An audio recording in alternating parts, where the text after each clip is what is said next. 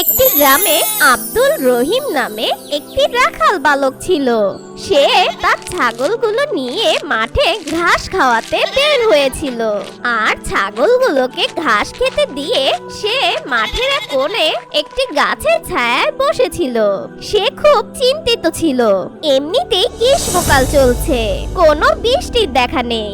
তার উপরে মাঠের চারপাশে সবুজ ঘাসগুলো গরু ছাগলে খেয়ে ফেলেছে, যার কারণে তার ছাগলগুলো ঠিক মতন খাবার পাচ্ছিল না। একদিন সেই রাখাল বালক তার ছাগলদের নিয়ে অন্য গ্রামে ঘাস খাওয়াতে যায়।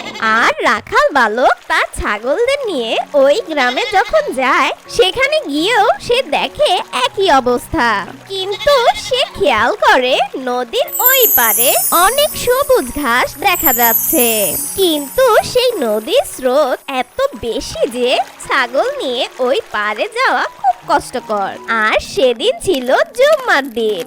তখন সেই রাখাল বালক তার ছাগলদের বেঁধে রেখে নামাজ পড়তে মসজিদে যায়। সেই সময় মসজিদে খুতবা চলছিল।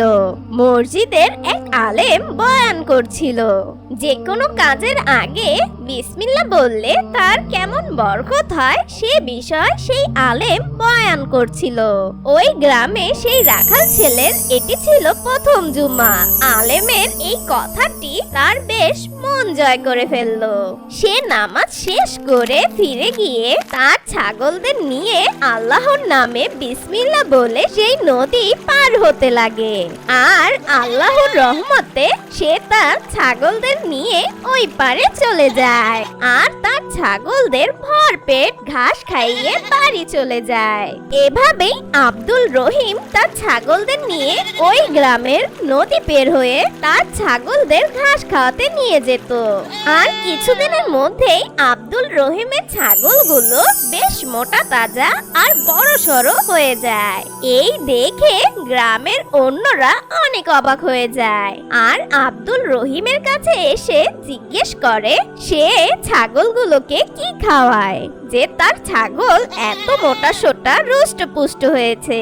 আব্দুল রহিম ছিল খুব সৎ সহজ সরল একটা বালক। সে নির্দ্বিধায় বলে দেয় সে জুম্মার দিন মসজিদে হুজুরের খুতবায় বিসমিল্লাহর বরকত জেনে সে উৎসাহ পায়।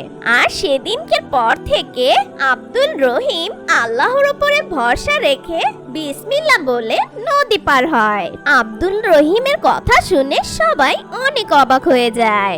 আব্দুল রহিমের এ কথা শুনে কেউ তার কোনো কথাই বিশ্বাস করে না, তাই যে যার মতো চলে যায়। কিন্তু ওখানে একজন দাঁড়িয়ে থাকে। আর ওই লোকটি আব্দুল রহিমকে বলে যে সে তার সাথে ওই গ্রামে যাবে। সেও আব্দুল রহিমের সাথে নদী পার হয়ে দেখবে। আর পরের দিন সকালবেলা আব্দুল রহিম তার ছাগলগুলো নিয়ে সেই গ্রামের দিকে রওনা দেয়। সাথে ওই লোকটিও যায়। ওই নদীতে উথাল পাতাল ঢেউ চলছে। সেই লোকটি তার সাথে করে একটি রশি নিয়ে যায়। সেই রশিটি তিনি তার গায়ে বাঁধলেন। আর রশির অপর পাশটি সে গাছের সাথে বেঁধে নেয়, যাতে তিনি নদীর স্রোতে ভেসে না যান। এবং ভয়ে ভয়ে বিসমিল্লাহ বলে যেই না নদীতে পা দিলেন, তখনই তিনি পিছলে পড়ে গেলেন।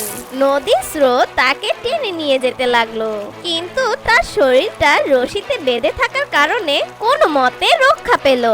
এটা দেখে আব্দুল রহিম অনেক অবাক হয়ে যায়, কারণ এমনটি হওয়ার কথা ছিল না। তখনই আব্দুল রহিম বিসমিল্লাহ বলে তার ছাগলগুলো নিয়ে নদীর ওপারে চলে যায়। আব্দুল রহিমের আর তার ছাগলদের কোনো সমস্যা হয় না। এই দেখে সেই লোকটি অনেক অবাক হয়ে তাকিয়ে থাকে। আব্দুল রহিম তার ছাগলগুলো নদীর ওই পারে রেখে এসে আবার সেই লোকটির কাছে আসে। আর ওই লোকটিকে বলল, ভাই, আমি তোমার ঘটনাটা নিয়ে বেশ চিন্তিত ছিলাম। কিন্তু যখন ছাগলগুলোকে নিয়ে নদীর ওপারে গিয়ে রেখে আসলাম তখন আমার মাথায় একটা চিন্তা এলো। আমি মনে হয় তোমার সমস্যাটা এখন ধরতে পেরেছি। কি সমস্যা বলো তো ভাই? আব্দুল রহিম গাছে বেঁধে রাখা রশিটাকে দেখিয়ে বলে, এই রশিটাই তোমার বিসমিল্লার বরকত নষ্ট করে দিয়েছে। কেননা তোমার বিসমিল্লাহ আর আল্লাহর উপর ভরসার চেয়ে এই দড়ির উপর ভরসা বেশি ছিল, যার কারণে তোমার দায়ভার আল্লাহ তাআলা এই রশির উপরেই ছেড়ে দিয়েছে। আর তাই যা হবার তাই হলো। সেই জুম্মায় মৌলভী সাহেবের বিসমিল্লার বরকতের কথাগুলো আমার অন্তরে গেঁথে গিয়েছিল, যেটা আমি আমার অন্তরে ধারণ করেছিলাম, আর আল্লাহ তাআলা সেটার মান রেখেছেন। কিন্তু তুমি বিসমিল্লাহ বললেও তোমার ভরসাটা ছিল ওই দড়ির উপর, যার কারণে যা হবার তাই হয়েছে।